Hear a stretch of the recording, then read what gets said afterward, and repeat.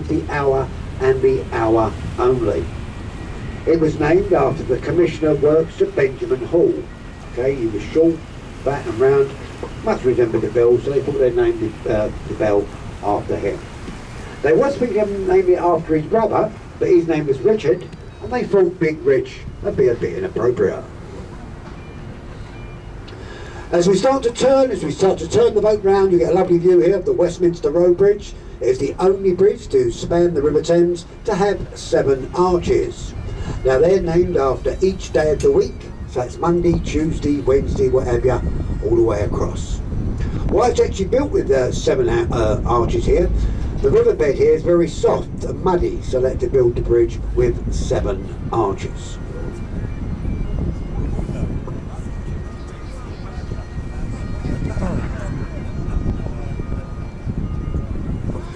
As we turn head down river now, on your right hand side, the impressive looking building on the right is the old County Hill building. It used to be the administration office of the Greater London Council. What we got over there now, we got the Marriott's Hotel, Old Shrek's Adventure, the London Aquarium, all over there to the right hand side. Also on the right and dominating the skyline, you will see this large Ferris wheel. Now this is known as the Millennium Wheel or the London Eye. Now this structure does stand 450 feet tall, and they do say on a clear day from the top of the eye you can see as far downstream as Australia. But we don't get many clear days here in London. Now save your counting, there's 32 pods or capsules, that's not a random number, that's one for each London borough. Okay, 32 pods, 32 boroughs. Okay. Now if you look at the pods there, they hold 25 people each. You can hire them out for functions. The latest craze is actually to get married on the London Eye. You know, they can actually get married on the London Eye. Now what happens is, the bride and groom get on the bottom there with their friends and the old vicar. Now he does the vows on the way up. They stop the wheel up the top and they pronounce you man and wife, and after that, well, it's all downhill from there. On your left hand side, the large impressive looking building, the castle like building on the left hand side, that is called Whitehall Court Mansions. That is the headquarters of the National Liberal Party. Now that is said to resemble a fairy castle, and I'm sure we all know the reasons why. It is now part of the Horse Guards Hotel. That is also where General de Gaulle kept the Free French Army during the Second World War, over there in Whitehall Court Mansions. Our first bridge we're approaching is the Charing Cross Railway Bridge and the Golden Jubilee Walkways. This is the only place on the River Thames where you pass directly beneath a railway system and directly above one. But the tube line that links Waterloo with Charing Cross on the Bakerloo line runs under the river at this point. As we go beneath this bridge, I do suggest the patch actually wave at the people on the bridge. Actually wave at the people on the bridge. What this does, it keeps their hands busy and it stops them throwing things down onto the boat. I'm right here, but I'm going to do that one. As we clear the bridge on the right-hand side here, the large glass building is the Royal Festival Hall that was built to commemorate the 1951 Festival of Great Britain. Now this building is completely soundproof. It has to be. The Charing Cross railway system runs immediately alongside it. Quite famous people actually performed inside the building there. Frank Sinatra, whatever, all performed. Pavarotti have all performed inside the festival hall. Back on the left hand side of the embankment wall is this stone obelisk guarded by the 2 Sphinx. That is known as Cleopatra's Needle. That was a gift from the Egyptian government to commemorate Lord Nelson's victory over Napoleon at the Battle of the River Nile. That stone column is actually older than London itself. It's over 3,500 years old. Now they're actually built in pairs, and the sister one to that stands in Central Park, New York. If you actually look carefully at that thing over there, you actually see the Sphinxes are actually facing the wrong way round. They're meant to be guarding it, as you see for yourself, they're actually admiring. So they actually put on the wrong way round. The next bridge is the Waterloo Road Bridge, opened in 1945 by the late Sir Herbert Morrison. Now this bridge is actually known as the Ladies' Bridge. The reason being, it was built by mainly female labour. Most of the men were away fighting the Second World War. It's also the longest road bridge to span the tidal part of the Thames here in London, and it spans just over a quarter of a mile. So well done the ladies, well done the girls, you built yourself a beautiful bridge. As we clear the bridge on the right hand side, see these two concrete buildings on the south bank here. They were actually built in the concrete era of the 60s. Now see the first one with the electronic sideboard going around the top. Believe it or not, that is our National Theatre. And that has been described by London's leading architects as the most ugliest building on the banks of the Thames. Now even old Prince Charles commented, and I'm sure you'll all agree, that man is an expert on ugliness. Well, buildings that is, of course. The other building alongside it there, the other concrete one there, it's got the letters IBM on it. That's actually where you take your computers or laptops if they're broken. IBM just simply means it's being mended. Back to the left hand side, on the embankment wall, so that black and white ship moored to the embankment wall, that's the old St Catherine. Now believe it or not, during the 1960s, that used to be the Queen's Royal Barge. Over there on the left, the old St Catherine, is now called the Yacht at Temple Pier, a floating nightclub and restaurant. Also on the left there, is a large white ship, the Queen Funnel, that is the HMS Wellington. That was once a sloop in the New Zealand Navy, and it now has the Honourable Company of Master Mariners. That's a drinking club for his side sea captains. Under the stern end, that's the bump end, for those who don't know, see that small stone arch? That is known as Temple Arch or Temple Gate. That is the official boundary line between the city of Westminster, which we were just leaving, and the city of London, which we were just about to enter. And the point of interest is that the city of London is actually the smallest capital city in the world. It measures just 1 square mile. Back to the right hand side on the south bank to that large red brick building there with a tower with the word OXO in the middle. Now if you're not from this country you won't know what OXO is, okay? OXO is a small meat cube we put in our stews and gravies here in the UK. It used to be their offices over there on the right, but they've now been converted to luxury flats and apartments. Now see the glass bit on the top there, is actually a restaurant owned by Harvey Nichols, and they sell bottles of drinking water for £5 a bottle. So God knows what a meal for two would come to. Back on the left hand side to this shuttering, sheeting piling on the left hand side. This coffer down here is part of the new Thames Tideway Tunnel, a new sewage system they're actually building under the River Thames here. The old one was only designed for about 2 million people, but they reckon London has only about 8 or 9 million, what they know about here in London, so obviously the sewage system can't cope. They reckon that's going to take about 10 to 15 years to complete. On the left also see the white building, the sloping roof and the black pinnacle, that is the old City of London School for Boys. Many famous people have passed through the doors of the school there. Sir Winston Churchill, he went through that school over there on the left hand side. Now we're just approaching here now a cluster of 3 bridges. Well, it's 2.5 to be precise. This is the only place on the River Thames where you get 3 bridges built so closely together. The first one is the Blackfriars Road Bridge.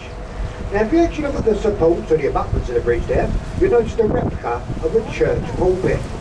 Now this was placed here at the express wish of Queen Victoria to commemorate the old Blackfriars Monastery which once stood on the left hand bank.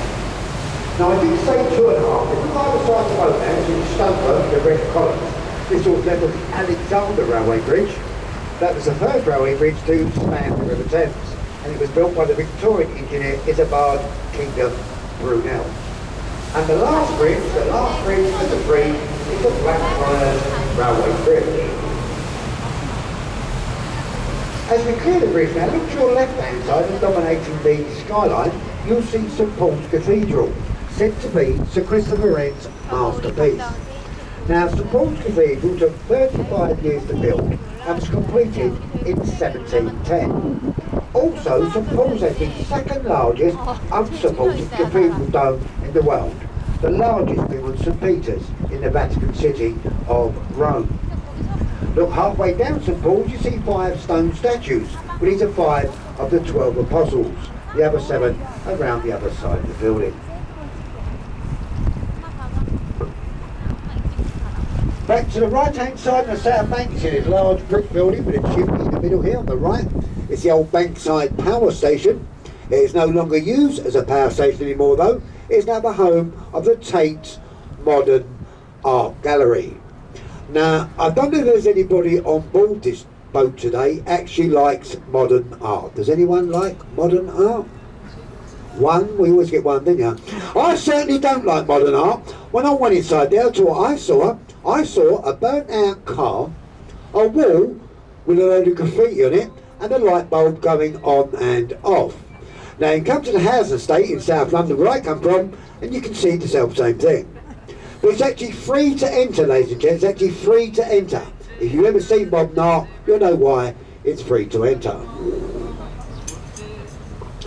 The bridge we go beneath now is the newest bridge to span the River Thames. It's called the Millennium Footbridge, nicknamed the Wibbly Wobbly Bridge.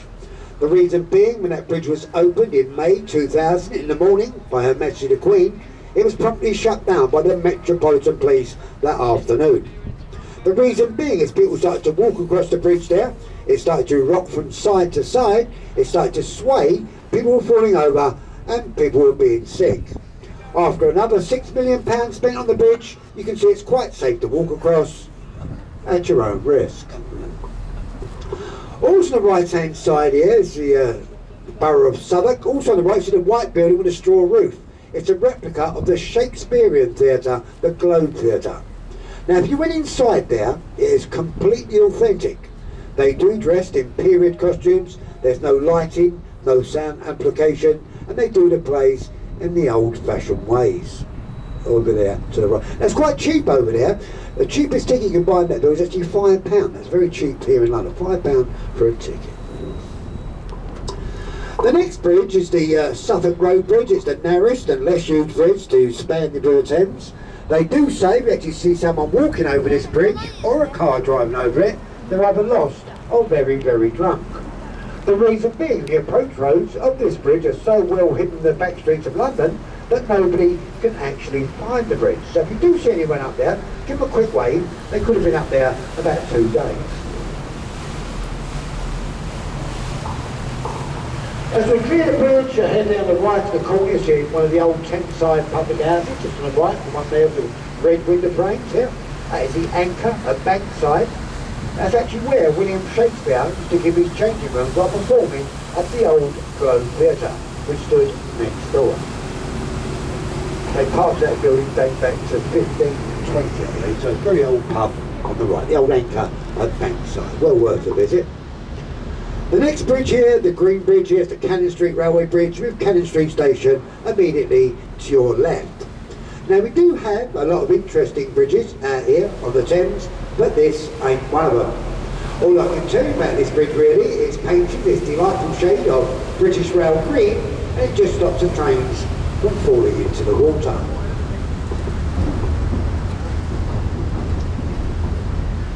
Now switching back to the right on the South Bank, once again in between the buildings here, you see this old pirate ship, see on the right there? That is St Mary Overy Dock. Now has anybody on board this boat ever seen any of them Pirate of the Caribbean films? Anyone seen them films? Great, isn't it? See that little ship on the right over there? That has got nothing to do with them films whatsoever. It is a replica of the Golden Hind. It's actually a working replica that was built in Appledore in Devon. So that little ship has actually been around the world twice. It's open to the public and well worth a look round. The bridge we're approaching now, I'm sure it needs no introduction whatsoever. It is the new London Bridge. Not to be mistaken with the one ahead of us, which is Tower Bridge. There's actually been a London Bridge on this site for over 2,000 years. The first bridge was actually built by the Romans, okay? So it's been a bridge on this site for over 2,000 years. They've all either burnt down, fell down. The one previously, so we actually sold it to a business concern in America.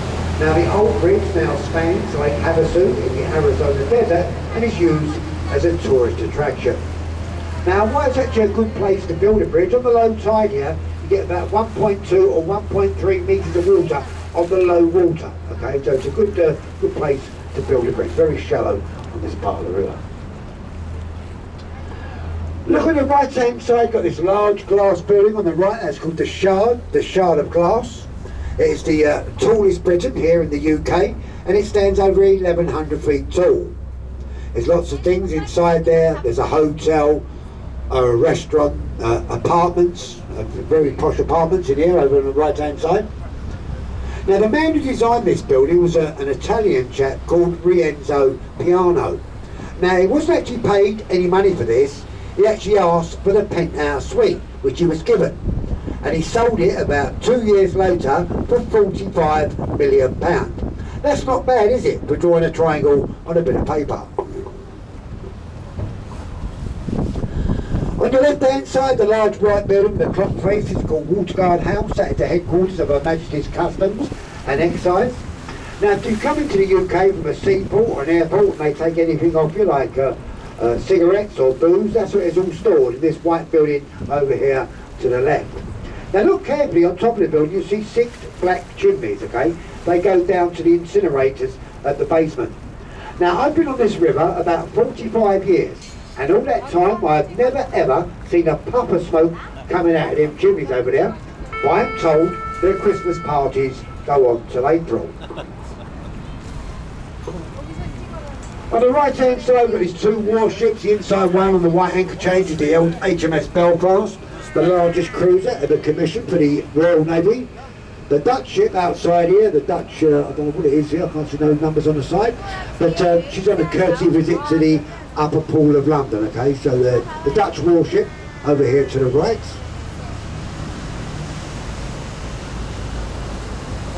Now just go back to the HMS Belfast, okay? Now she's named after the actual city in Northern Ireland, Belfast.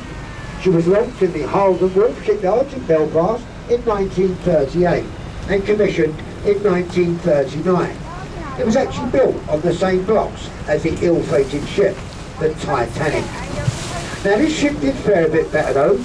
It did take part in bombing the beaches of Normandy during the D-Day landings, and she last fired her guns in anger off the Korean coast in the early 50s.